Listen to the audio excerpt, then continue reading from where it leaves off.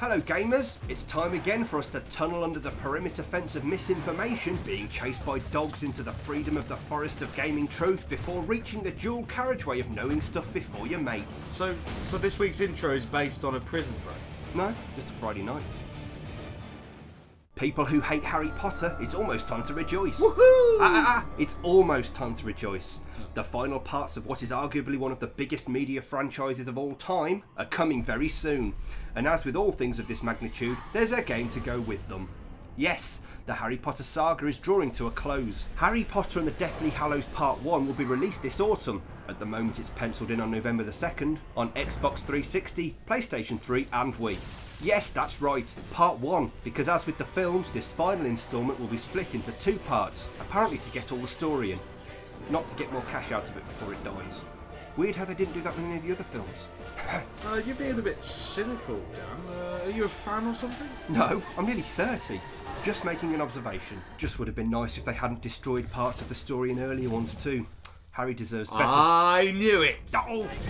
With all the action taking place outside of Hogwarts for the first time, Harry Potter and the Deathly Hallows, Part 1, represents a shift in tone for the Harry Potter games. On the run with a horde of merciless enemies on your tail, you'll find yourselves in unknown territory, far from the safety of the school grounds, fighting for survival at every turn. The game is packed from start to finish with action and combat. To amplify the action, players will encounter ferocious creatures from the previous films, in addition to the adversaries Harry faces in the 7th film.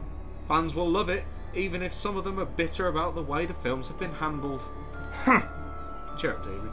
We don't want Warner Brothers lawyers on our backs, do we? I love the films! Yes, you do.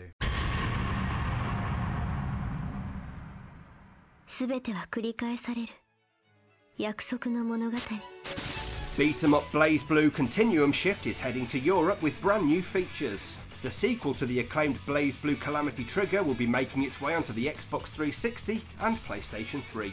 In addition to the already stunning HD 2D graphics and progressive fighting mechanics that have made it one of the most exciting entrants into the fighting genre in recent years, Continuum Shift will be delivering a wealth of improvements and extra content to satisfy everyone, from hardcore veterans to BlazBlue novices. The game will deliver a brand new story, following on from where Calamity Trigger left off.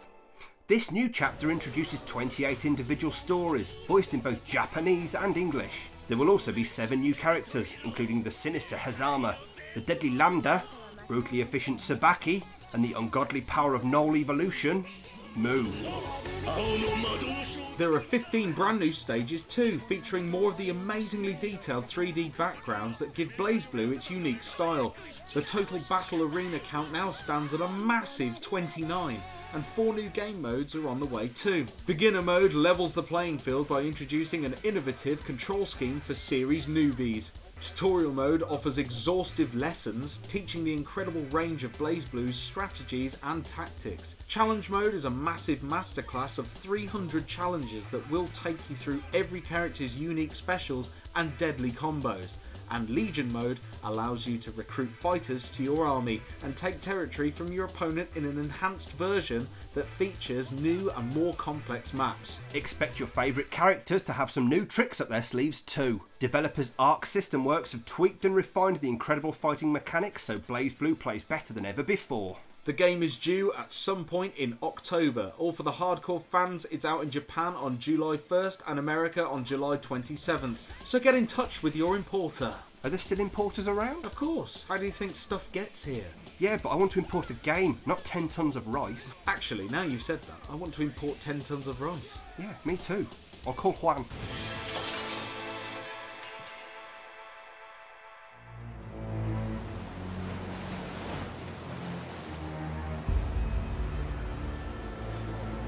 Killzone 2 was, and still is, one of the finest looking games on PS3, and it played very well too.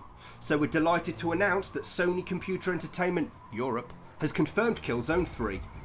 Bringing back the trademark ferocious action on a grand scale, this threequel will be an explosive cinematic experience more intense than ever before. Loaded with more vehicles, explosive high-powered weapons and a vicious close combat system, resuming the fight against a remorseless hell-gassed army of colossal proportions is set to excite gamers all over again. The story begins where Killzone 2 left off. The battle may have been won, but the war is far from over.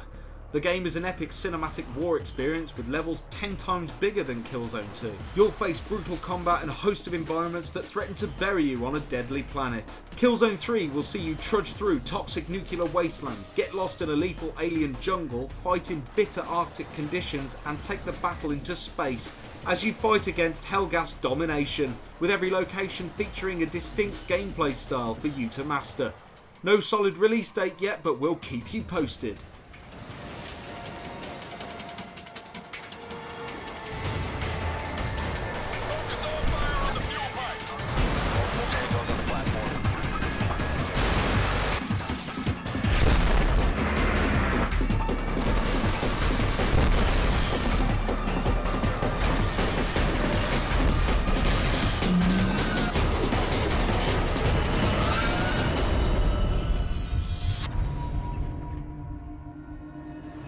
The Guitar Hero juggernaut rolls ever on. This autumn, Guitar Hero : Warriors of Rock will once again redefine music gaming with an all-new story-driven quest mode, a completely redesigned rock-inspired guitar controller, the biggest on-disc selection of rock music ever in a Guitar Hero game, and Quick Play Plus, which invites you to test your rock skills in any of the on-disc or over 500 songs in the Guitar Hero music library. Running on the powerful Guitar Hero engine that has been expanded and refined, coupled with the return of the critically acclaimed and fan favourite features like Party Play's jump in, jump out gameplay, a host of competitive modes, and the ability to play any combination of guitar, bass, drums and vocals, Guitar Hero Warriors of Rock offers the complete interactive and connected experience, bringing friends and foes to the stage in the ultimate rock music adventure. In quest mode, using any combination of instruments, you will embark on a larger-than-life epic rock journey from the stage of CBGB's, the infamous punk rock club in New York City, to the molten lava fields of rock treachery as 8 Guitar Hero characters transform into rock warriors that must join together to use their unique, game-changing powers to help the demigod of rock and roll take down the beast and save rock and roll! Delivering the largest on-disc rock music setlist to date, Guitar Hero Warriors of Rock features more than 90 tracks that include guitar shredding hits from bands such as Black Sabbath, Megadeth and Slipknot, and larger-than-life anthems from Queen, Muse and Kiss. You'll be fighting for your shreddability all over again when the game hits Xbox 360, PlayStation 3 and Wii sometime around the 20th of September. Or maybe on the actual day. Yeah. After the undeniable and immense success of the Modern Warfare games, it was only a matter of time before the Medal of Honor games jumped on the bandwagon, and judging by what we've seen so far, it's no bad thing. This game is a reboot of the series and, as Call of Duty did with Modern Warfare, the new title is not a historical one. Medal of Honor leaves the World War II theatre for the first time in its 11-year history and enters the modern-day setting of war-torn Afghanistan, seen through the lens of a small band of fictional characters. As well, players will be introduced to the Tier 1 operator, an elite warrior and relatively unknown instrument of the US military that operates under the National Command Authority, taking on missions no one else can handle. The Medal of Honor single-player campaign is being developed by Electronic Arts in Los Angeles, who have been working closely with Tier 1 operators from the US Special Operations community to create the most authentic modern war experience possible. To complement the single-player experience, EA LA has enlisted the multiplayer expertise of EA Digital Illusions CE, DICE. Together, these studios are poised to reset the franchise for a new generation this autumn.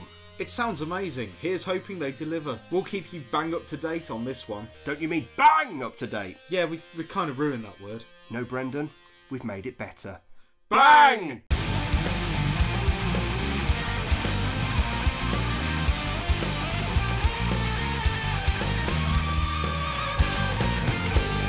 Keep it real. Keep it GameTank.